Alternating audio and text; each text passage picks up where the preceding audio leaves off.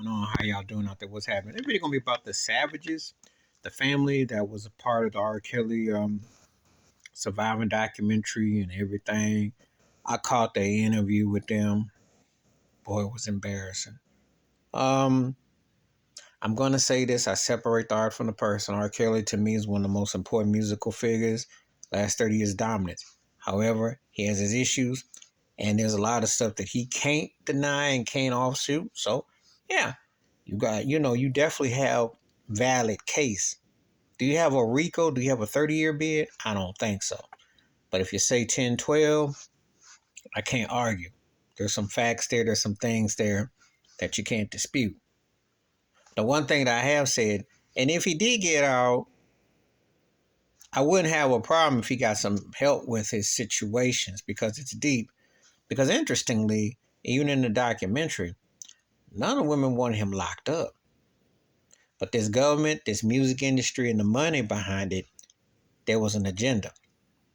So when I hear this Savage dude talk about his daughter, and he says he wanted him to get help, but he said some strong words, but yet he also said he didn't want him to get locked up. I'm like, well, then what do you want?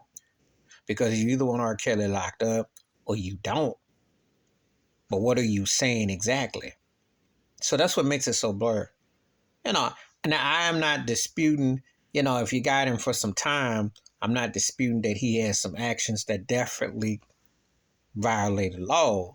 But at the same time, the lines are so blurred that this is just like a puzzle of a whole lot to throw at him, which doesn't quite add up in the now.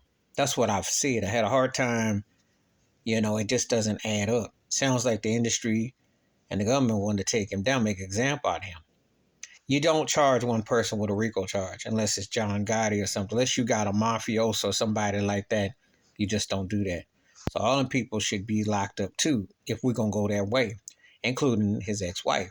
There's a lot more at stake. But the Savages, this was like watching a Jerry Springer episode. It's embarrassing. And something that is serious but isn't thought out properly and you don't talk properly with it, it's embarrassing. So you're left shrugging your shoulders exactly what you're seeing because it just sounds like, in some ways, R. Kelly got railroaded. Some cases, it's like the law is doing a makeup call. And in some other cases, it's out the Twilight Zone. It's like an episode of Trap in the Closet, really. You don't know which way to think, you know.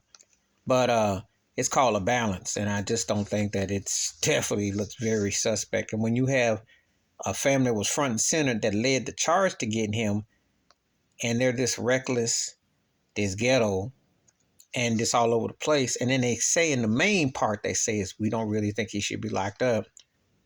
What does that say about the case? And for the record, Ali and all that should not even come up in this if they're going on the real of the recent. Because then it just looks like a makeup call. What kind of justice are we talking about limited? What are we talking about? But if this family is an indication of what's happening, then that case could probably get thrown out.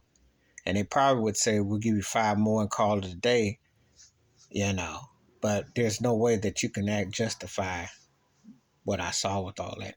Please hit like, subscribe, welcome thoughts and comments, and I do respond. Thank you. Wash your hands. Keep your mind clear. Watch out for another.